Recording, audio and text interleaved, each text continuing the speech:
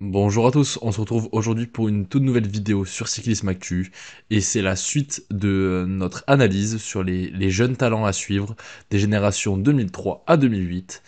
On vous a déjà proposé bien sûr la vidéo sur la génération 2003. Aujourd'hui on va s'attarder sur la génération 2004. Une génération un peu différente que celle de 2003 avec quelques champions qui ont déjà éclos, qui devraient éclore dans les prochaines années, mais qui est une génération moins homogène, on va dire, que la précédente. Et on va rentrer en détail tout de suite. En 10e position, on commence avec le Tchèque Pavel Novak. Loin d'être un des coureurs les plus connus de cette liste, mais qu'un coureur tout de même avec de beaux résultats. Il évolue depuis 3 ans chez MBH Bank Balan CSB et a signé chez Movistar, chez qui il effectuera ses débuts en World Tour l'année prochaine.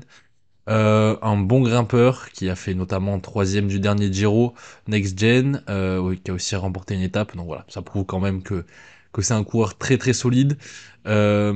Après, il y a un certain manque de régularité chez lui.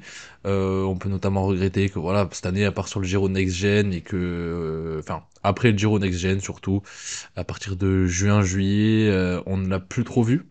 Euh, mais qui reste bien sûr un talent. Il faudra qu'il trouve sa place dans l'équipe Movistar, qui va avoir une équipe solide l'année prochaine. Donc hâte de voir Pavel Novak sur les routes des plus grandes courses.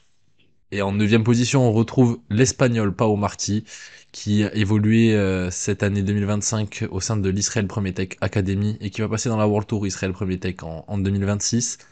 Comme Novak, il n'était pas dans notre classement l'an passé. Un coureur un peu différent que le Tchèque, malgré des beaux résultats aussi hein, chez les jeunes. On parle de sa victoire cette année sur la course de la l'AP Espoir. Il a remporté une étape du Tour du Portugal. Il a fait troisième du Giro Next Gen en 2024. Voilà, un coureur quand même un peu plus régulier que Novak, ce qui lui vaut cette neuvième place. Qui a aussi un profil, on va dire, plus puncher que pur grimpeur. Et voilà, et donc il évoluera en World Tour l'année prochaine, un nouveau rookie dans le peloton. Et à la huitième place, c'est l'Australien Luke Tuckwell, qui était chez Red Bull Gros Rookies cette année et qui va lui aussi passer en World Tour avec la Red Bull Gros. Et il n'était également pas dans notre classement l'an passé. On va dire que c'est un peu une des révélations de cette année 2025, notamment sur le Giro Next Gen où il a brillé avec une deuxième place, lui qui était maillot rose pendant un très long moment, mais qui a perdu la tête du général lors du dernier jour. Solide grimpeur, hein, il a encore confirmé avec sa 10e place sur le Tour de l'Avenir. Donc un très bon coureur à suivre au sein de la Red Bull Gros. Il n'aura sans doute pas un rôle de leader hein, sur sa première, voire ses premières années, même s'il peut pourquoi pas espérer un rôle plus important dans le futur. Et en septième position, c'est le Norvégien Johannes Kølset, qui évolue chez UnoX Mobility. Lui non plus n'était pas dans notre classement l'an passé.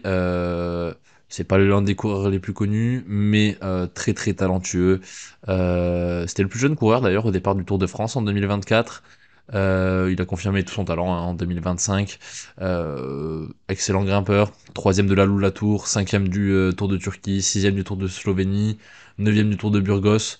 Voilà, en espérant pour lui qu'il passe un cap dès l'année prochaine et qu'il puisse briller sur des courses d'encore plus haut niveau. Et en sixième position, ce n'est pas un grimpeur comme les coureurs précédents, mais bien un sprinter que l'on retrouve avec Noah Hobbs, le Britannique de l'équipe IF Education AE Vélo, qui va passer dans la World Tour IF Education Easy Post l'année prochaine. Lui non plus, encore une fois, il n'était pas dans notre classement en 2024. Cette année, ouais, voilà, dans les rangs espoirs, il a montré que c'était lui le meilleur sprinter, qui a vraiment un profil d'ailleurs de pur sprinter, hein, qui est pas un coureur qui passe super bien les bosses comme peuvent le faire, je sais pas, un Mathieu Brennan ou quelque chose comme ça. Il était passé notamment dans la Conti Groupama FDJ, il a finalement rebondi chez IF, et il passe en World Tour du coup l'année prochaine. Voilà, on pourrait le voir voilà, engranger des victoires chez les professionnels dès l'année prochaine. Et en cinquième position, on retrouve un Français, lui aussi nouveau dans ce classement, puisqu'il n'était pas l'année dernière. Il a passé un vrai cap cette année, c'est Thibaut Gruel de la Groupama FDJ. Là aussi un profil sprinter, mais bien plus sprinter puncher que Noah Hobbs, capable de passer sur pas mal de terrains. On l'a vu aussi très bon dans les classiques, à l'image de son Paris Tour en fin de saison. Bon, qui s'est certes pas très bien terminé, mais qui était quand même la preuve que c'est un coureur solide. Déjà 2 victoires chez les professionnels.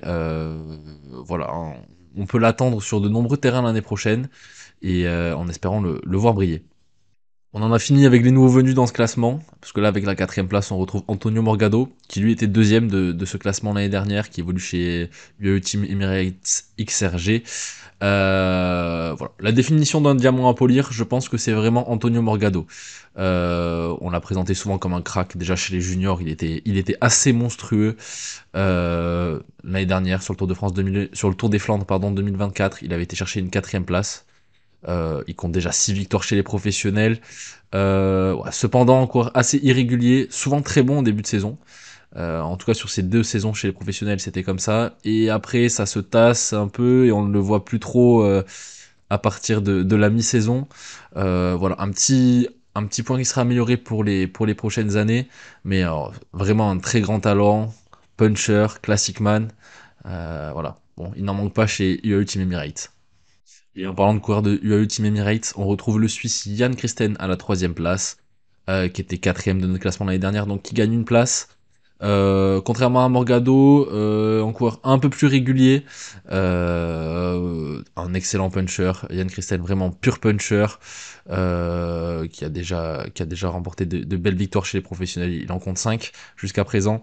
Là aussi quelques petits défauts, notamment bon, un sens tactique assez peu aiguisé, de ce qu'on entend par-ci par-là, on comprend aussi qu'il a peut-être un peu de mal à travailler pour ses coéquipiers. Donc voilà, encore une fois, c'est un jeune coureur, donc des défauts, c'est normal qu'il en ait. Mais ça n'enlève rien à son talent. Voilà, un très très gros puncher déjà, et à l'avenir, on imagine qu'il pourra briller sur les plus grandes courses comme la Flèche Wallonne, Liège-Bastogne-Liège et compagnie. Il était premier de notre classement l'année dernière. Là, il est redescendu à la 2e place. C'est le Britannique Joshua Tarling d'Ineos Grenadiers. Bon, en 2023, il est arrivé chez les pros vraiment comme une bombe. Il avait notamment gagné le titre européen sur le contre-la-montre. Il avait décroché 4 succès dès son année rookie. Bon voilà, il a vécu depuis quelques petits accros qui ont fait qu'il a peut-être un peu stagné, un peu pas progressé autant qu'on pouvait l'attendre. Mais n'empêche qu'il reste un énorme talent. Il fait clairement partie des 3 meilleurs rouleurs du peloton avec Filippo Ganna et Remco Evenepoel bien sûr.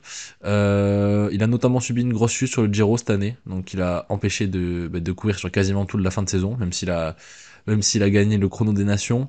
Voilà, il reste un petit cap à franchir pour lui, un petit cap ou peut-être un gros cap hein, à voir pour espérer un jour remporter un titre mondial en chrono face à Remco Evenepoel qui semble ouais, assez intouchable dans cette discipline. Avant de vous dévoiler la première place, un petit tour par les mentions honorables. On peut citer notamment le grimpeur belge Aaron Dox, donc qui évolue chez Alpecin de Koninck. Son compatriote aussi Vlad van Mechelen, qui est lui chez Bahrain Victorious. Le grimpeur italien Ludovico Crescioli, qui lui court chez Polti Visit Malta. Ou encore le rouleur canadien Michael Leonard.